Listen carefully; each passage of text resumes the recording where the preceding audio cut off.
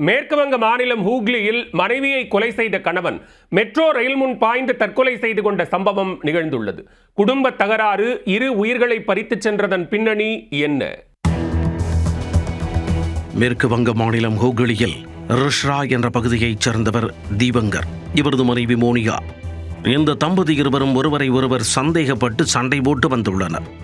தனது கணவருக்கு வேறொரு பெண்ணுடன் தொடர்பு இருப்பதாக மோனிகாவும், தனது மனைவிக்கு வேறொரு நபருடன் தொடர்பு இருப்பதாக தீபங்கரும் சந்தேகப்பட்டு வந்துள்ளனர்.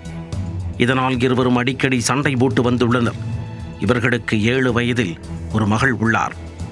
இந்நிலையில் கடந்த வெள்ளிக்கிழமை இரவு இவர்களுக்குள் சண்டை தீவிரமடைந்துள்ளது. ஒருவரை ஒருவர் தாக்கிக் கொண்டதாக அக்கம்பக்கத்தினர் தெரிவித்துள்ளனர். ஒரு கட்டத்தில் ஆவேசமடைந்த தீபங்கர் வீட்டில் இருந்த கத்தியை எடுத்து மனைவியின் கழுத்தை அறுத்துள்ளார். இரத்த வெள்ளத்தில் சரிந்த மோனிகா அந்த இடத்திலேயே துடிதுடித்து பரிதாபமாக உயிரிழந்தார். ஆத்திரத்தில் கொலை செய்து விட்டதை அறிந்து பதறிப்போன தீபங்கர் உடனே வீட்டை விட்டு வெளியேறியிருக்கிறார். மறுநாள் சனிக்கிழமை காலை 8 மணிக்கு தம்பதியரின் வீட்டிற்கு வந்த வீட்டு பணிப்பெண் இரத்த வெள்ளத்தில் கிடந்த மோனிகாவை பார்த்து அலறியிருக்கிறார். சத்தம் கேட்டு பதறிப்போன பக்கத்து வீட்டினர் ஓடி வந்து பார்த்தபொழுது அவர்களும் அதிர்ச்சியில் உறைந்து போயினர். உடனே போலீசாருக்கு தகவல் அளிக்கப்பட்டது. சம்பவ இடத்திற்கு வந்த காவல்துறையினர் மோனிகா கழுத்து அறுக்கப்பட்ட நிலையில் கிடப்பதையும் அவரது 7 வயது மகள் தாயின் உடலுக்கு அருகில் படுத்து உறங்கிக் கொண்டிருப்பதையும் கண்டு அதிர்ந்து போயினர்.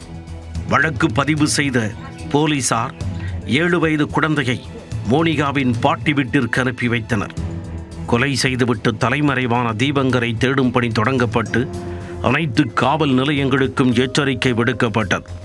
இதனிடையே வெல்காச்சியா மெட்ரோ ரயில் நிலையம் அருகே ஒரு நபர் ரயில் முன் பாய்ந்து தற்கொலை செய்து கொண்டதாக போலீசாருக்கு தகவல் கிடைத்துள்ளது.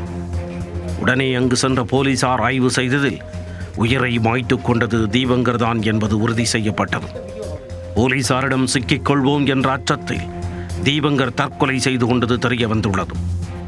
இந்த சம்பவத்தில் 3வது நபர் யாருக்கேனும் தொடர்பு இருக்க வாய்ப்பு உள்ளதா என்பது குறித்து போலீசார் தொடர்ந்து விசாரித்து வருகின்றனர்.